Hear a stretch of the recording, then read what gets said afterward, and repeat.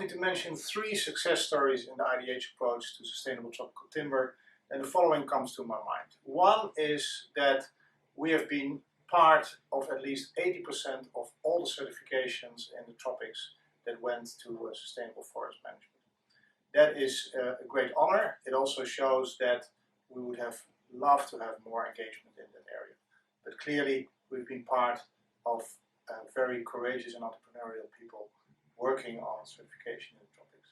Secondly, we have seen that it actually really works. We've seen enough evidence that sustainable forest management is one of the best ways of protecting tropical forest, of conserving all the qualities and the biodiversity in the tropical forest.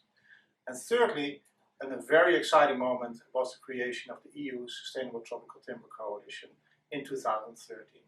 Looking at all the energy of front-running companies, municipalities and governments and NGOs to work together on raising the demand and the understanding of the importance of demand for sustainable tropical forest products in Europe. It was a very exciting moment.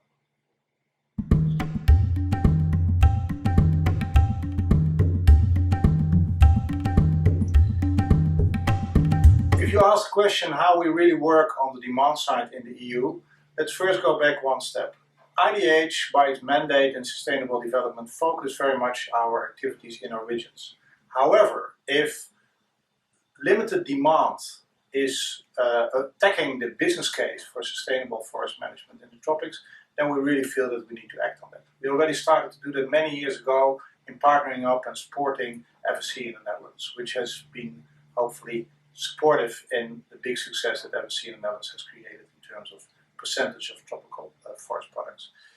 Secondly, we saw 2 years ago that we urgently need to broaden that scope beyond the Netherlands, beyond the current standards, including much more private sector companies, municipalities and government in the same approach of raising the demand for sustainable tropical forest products.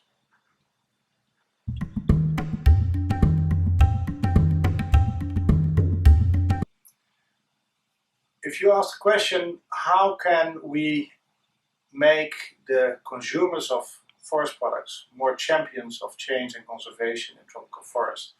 And I first have to explain that IDH in principle doesn't work directly on the consumer.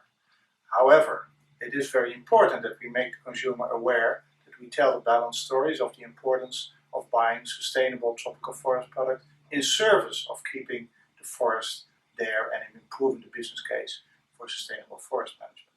So although we don't act directly on the consumer in Europe, we do feel that we can support companies, municipalities, government in sending the right signals to the consumers behind them, in supporting the events and the free publicity opportunities that there are to also send the right message and to inform and educate the consumer on this rather difficult to understand balance between buying sustainable forest products on the one hand and of course fighting illegal logging on the other hand.